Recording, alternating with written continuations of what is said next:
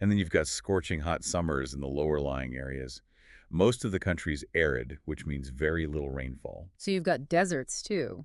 Oh yeah, deserts and semi-deserts are definitely part of the landscape. So we're talking about a land of stark contrasts, from snow-capped peaks to scorching deserts. It really makes you wonder how people have adapted to such a challenging environment over, thousands of years. It's a testament to human resilience, isn't it? Right. The Afghan people, they've carved out a way of life in this demanding landscape. Their culture, their traditions, their very identity is tied to this land. It just makes you realize that there's so much more to Afghanistan than, the conflict that we constantly hear about.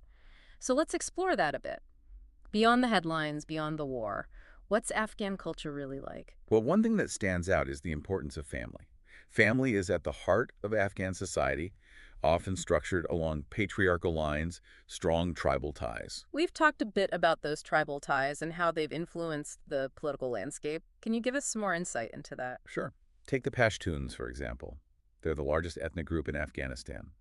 They have this code of honor called Pashtunwali. Pashtunwali. Yeah, I've heard that term, but I don't really know what it means. It's basically this set of values emphasizes hospitality, protection of those seeking refuge, and controversially, revenge. So it's kind of a mixed bag. You could say that. It's complex.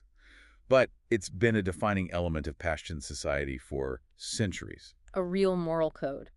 And those tribal ties, are they still really strong in modern-day Afghanistan? Oh, very much so. Tribal structures often go beyond, national identity.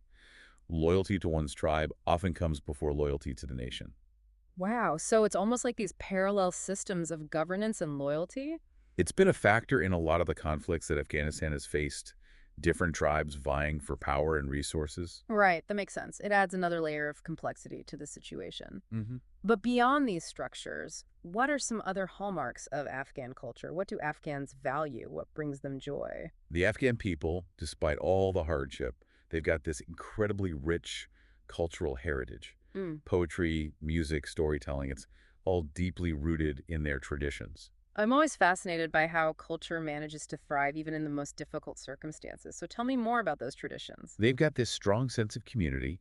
Gatherings and celebrations are central to their lives, and they're renowned for their hospitality, welcoming even strangers with open arms. It's a beautiful thing, that kind of hospitality. It speaks to something deep within the culture. I think so.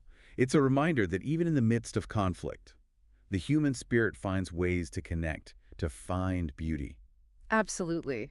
And you mentioned poetry and storytelling. I'd love to hear more about that. What are some of the themes that, come up in Afghan literature? You'll find themes of love, loss, honor, and always this appreciation